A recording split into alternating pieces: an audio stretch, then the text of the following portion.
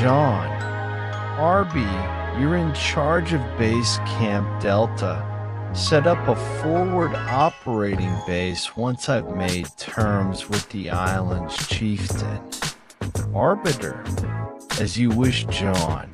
What do I do with unexpected visitors? Jaune, if it's civilians, try and nudge the back without revealing yourselves. Arbiter, and if these white finks show up? Jaune, eliminate them discreetly. Arbiter, understood. Jaune, Cal, you're with me. Cal, you got it, Chief. The two walk through town with people looking at them most strangely and some with contempt. Cal, I take it humans aren't welcome here? Jaune, yes. Due to the last Great War, and basically all the kingdoms just isolating and dumping majority of the faunus here. Cal, I guess humanity didn't paint themselves in a good light. Jaune, when I said that Remnant is a backwater, I didn't say it only about technology. It's about society as well. If they focus more on the threat to their existence. Cal, Chief, are you doing all right? Jaune, what do you mean? Cal, when we left, Blue Team told me to watch over you. All these missions back to back isn't healthy. Jaune, I'm fine, Cal. Spartans. Cal, are human too? I learned it when I was saved by the librarian from death. Jaune, I'll keep that in mind. Thank you, Cal. You're unexpectedly kind for a Spartan. She just bumps his shoulder. Cal, so are you. They near the Belladonna mansion. Jaune gently knocks on the door, and guards answered. Guard, hello? He looks at Jaune and immediately called the rest of the guards. Guard, who are you? Jaune, someone who wishes humbly to speak to your chieftain. Then a woman who remarkably looks like Blake stepped out. Callie, what's happening here? Guard, these heavily armed soldiers wish to speak with the chieftain. Jaune, we mean no harm, but we cannot surrender our weapons, precaution that they may be tampered with. Guard, a likely story. Jaune then spoke with a grave tone. Jaune, if we wanted anyone dead, we won't be speaking so formally with you. Guard, is that a threat? Jaune, only a fact. And if we're speaking about hostile intent, me and my subordinate are calmly speaking to you. You and all your guards here are the ones without intent. Callie, everyone please stand down. They clearly mean no harm. Sheesh people just loves to hate each other. Jaune, that's the fault of the current society. But I simply come to speak with your leader. Am I allowed an audience? Callie, of course. We haven't had any visitors in a long time. She asked them both to enter as she dismisses the guards. Callie, may I ask your names? Jaune, I am Jaune 117. Cal 141. Callie, no last name, and why numbers? It appears you're from the army, but why are you using numbers? Jaune, we are military property at the age of 6. We don't have any family. Callie, 6. Jaune, yes, cruel as it may be, desperate times calls for desperate measures. Callie, it's still not right. Then a deep voice entered the living room. Gyra, Callie, who are these people? Callie, they wish to speak with you. Gyra, oh, please sit. Jaune, I don't think you chairs will hold us. Callie, what do you mean? Cal, these armor weighs 1,000 pounds, man, and we prefer standing. Callie, 1,000. How can you move with all that weight?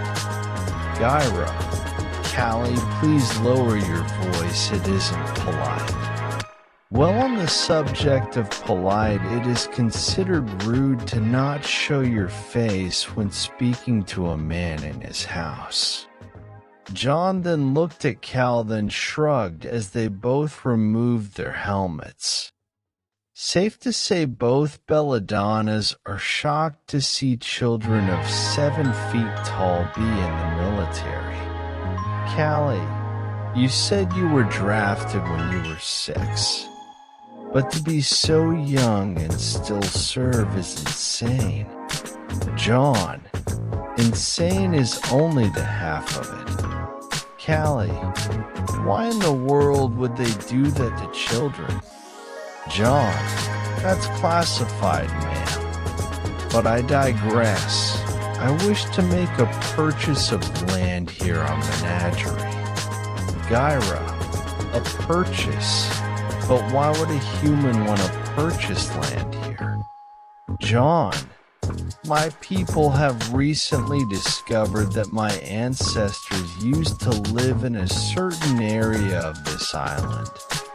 We're just here to reclaim the land, but we don't wish to disrespect you who have taken stewardship of this nation. I wish to make a purchase not with currency, though. Gyra, you wish to trade then? Jaune, yes, we would like to share technological advancement with you. Callie, what kind? Getting excited. Jaune, medicine, communication, advanced mining tools, improved materials for construction. Will that be sufficient? Gyra, can you give me more details? Jaune then pulls out a pad and shows them a hologram of what he wants to trade. Jaune, we will build a CCT tower, give you advanced medicinal recipes, technology, and training for life support systems, raw materials, and an alliance if you wish. If you need help, my people will assist you in any request you ask. Gyra and Callie are flabbergasted by the proposal. All that for a scrap of land? Gyra, this is too good to be true. That's all you want for the exchange. Jaune, well, there's another reason. We wish to create a base of operations. The land I showed you has a structure that my people made. I simply wish to keep it safe from abuse. That is why we wish to make a base of operations. Gyra, you mean from the White Fan? He said sadly. Jaune, yes, I know how dangerous the structure and its contents are. And I don't want them being used on innocent people. Gyra can only nod in understanding with the current state of affairs. Jaune, I hope you can. Gyra, I accept. Jaune was surprised. Why did he accept it so easily? Gyra, I know what you're thinking, but with what you said about the threat of the white fang, I'm afraid it might be true. Jaune, thank you. This means a lot. Callie then whispered in her husband's ear. Gyra then nods. Gyra, don't mention it, little Jaune. That caught the Master Chief off guard. Gyra, I remember you being so little when your parents used to visit us. Jaune just showered remembering his father. Gyra, I heard what happened, and I'm sorry you had to go through all that. But you must admit you brought it on yourself. Jaune, I know and I accept full responsibility of my actions. Callie, to be that mature, I guess discipline helps a lot. It's good to see you still be the kind and caring young man you were as a child. Then it hit Jaune. Jaune? Aunt Callie? Uncle Gyra? The two just walked over and hugged him. Jaune, how did you know it was me? Gyra, you still use your name no matter what. You and your family are the only humans who stood up for our kind. Callie, we will never forget you no matter how many years may pass. Jaune didn't realize the smile that sneaked its way onto his face, which Cal took notice of, and for some reason she took her helmet and had it record the moment. Callie, can you explain what you were doing when you went missing? Jaune, I can't say. You might think I'm crazy if I did. But can you wait until I'm ready? Gyra, we can. And always know this place is open to you. You're still family. Callie, I'm just sad our little kitten isn't here to see this. I think she doesn't even remember you. Gyra, Blake didn't have a good childhood. Jaune's eye twitched. Jaune, if you want to know, she's a beacon. Callie, ow. Finally, we know where she is. Maybe we should contact her. Gyra, Callie, calm down. We can still contact her. At least we know where she is. Jaune didn't have the heart to tell them what she did or didn't do to him. Jaune then received a transmission. Jaune, well, with all that out of the way, I think we overstayed our welcome. The contempt we made as we walk in this town seems to have attracted Grimm. Gyra then remembered something. Gyra, Jaune, I have something to ask you. Something has been killing Grimm on Menagerie recently. But it's not my militia or the White Fang. We barely got a look and took a picture of it.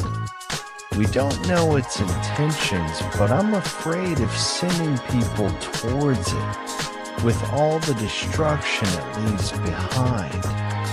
Even if we did get to it, it just disappears quickly as it arrived. People have been calling it a ghost. Jaune, can you show me the image? Gyra, here. What Jaune saw shocked him.